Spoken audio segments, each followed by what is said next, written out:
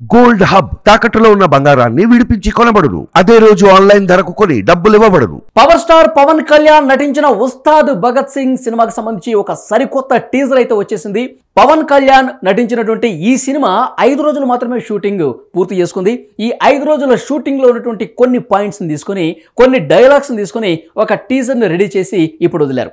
ముఖ్యంగా ఈ టీజర్ లో ఉన్నటువంటి డైలాగ్స్ ను ఒకసారి చూసుకుంటే గనక పవన్ కళ్యాణ్ ఫ్యాన్స్ కి ఒక పండగ వాతావరణం తీసుకొచ్చింది. ముఖ్యంగా తన పార్టీకి సంబంధించి కార్యకర్తల్లో, జన సైనికుల్లో ఒక కొత్త ఉత్సాహం నింపేదిగా ఈ డైలాగ్స్ అనేవి ఉన్నాయి. అసలు ఈ ఎలక్షన్ టైంలోనే ఎలక్షన్ని దృష్టిలో పెట్టుకుని కొన్ని సినిమాలు రిలీజ్ అవుతుంటాయి. మనకు కూడా తెలుసు, గతంలో వచ్చిన యాత్ర కావచ్చు, రామ్ గోపాల్ వర్మ వ్యూహం కావచ్చు, ఇట్లా కొన్ని సినిమాలు ఎలక్షన్ని దృష్టిలో పెట్టుకుని వస్తూ ఉంటాయి. సో దాన్ని ఎలక్షన్ వాతావరణాన్ని క్యాష్ చేసుకోవడానికి కొన్ని సినిమాలు రిలీజ్ చేస్తూ ఉంటారు. కొన్ని పార్టీలతో టైప్ అయి ఈ విధంగా సినిమాలు రూపొందిస్తున్నటువంటి విషయం మనకు తెలిసిందే. అయితే ఇప్పుడు ఈ ఉస్తాద్ భగత్ సింగ్లో ఉండే డైలాగ్స్ను కూడా పొలిటికల్ డైలాగ్స్గా మనం చూడాల్సిన అవసరం కనిపిస్తోంది.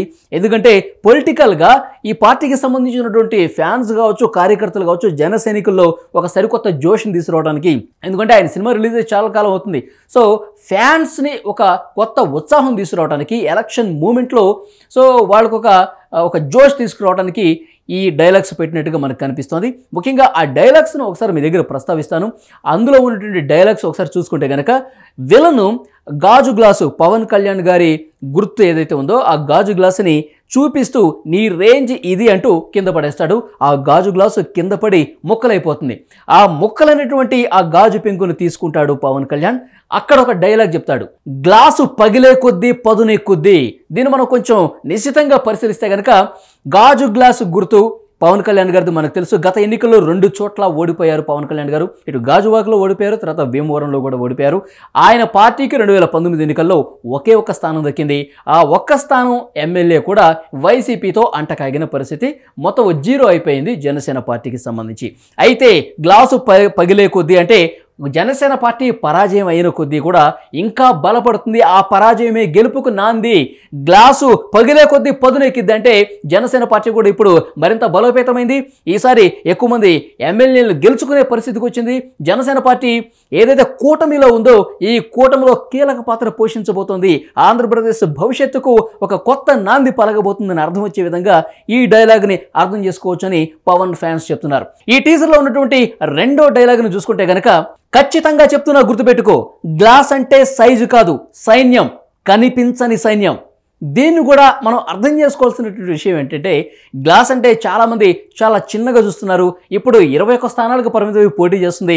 సైజు చిన్నగా ఉంది అంటే తక్కువ స్థానాల్లో పోటీ చేస్తుందని చీప్గా చూడాల్సినటువంటి అవసరం లేదు. గ్లాసు సైజు కాదు, సైన్యం, కనిపించని సైన్యం. జనసేనకు మద్దతు పలుకుతున్న వాళ్ళ సంఖ్య ప్రస్తుతం లక్షల్లో ఉంది. రాష్ట్ర వ్యాప్తంగా జన సైనికుల విపరీతంగా ఉన్నారు.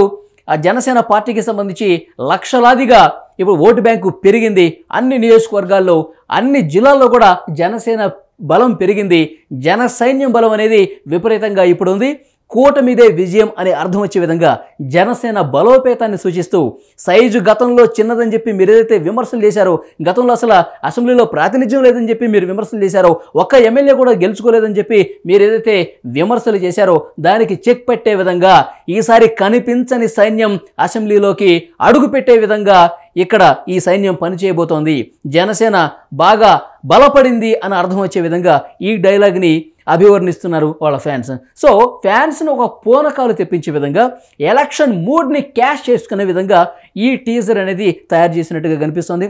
మనకు తెలుసు ఉస్తాద్ భగత్ సింగ్ సినిమాకి డైరెక్టర్ హరీష్ శంకర్ పవన్ కళ్యాణ్ కాంబినేషన్లో వచ్చిన మూవీ గబ్బర్ సింగ్ ఇండస్ట్రీ రికార్డ్స్ను, అప్పటి వరకు ఉన్నటువంటి రికార్డ్స్ను బ్రేక్ చేసిన విషయం తెలిసిందే.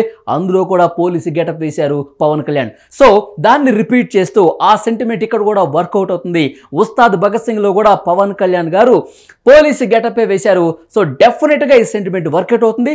దాంతోపాటు పొలిటికల్ మ్యాజిక్ కూడా ఇందులో జరిగింది కాబట్టి డెఫినెట్గా చాలా బాగా ఈ సినిమా ఆడుతుందని చెప్పి జన సైనికులు చెప్తున్నారు, పవన్ కళ్యాణ్ ఫ్యాన్స్ కూడా చెప్తున్నారు.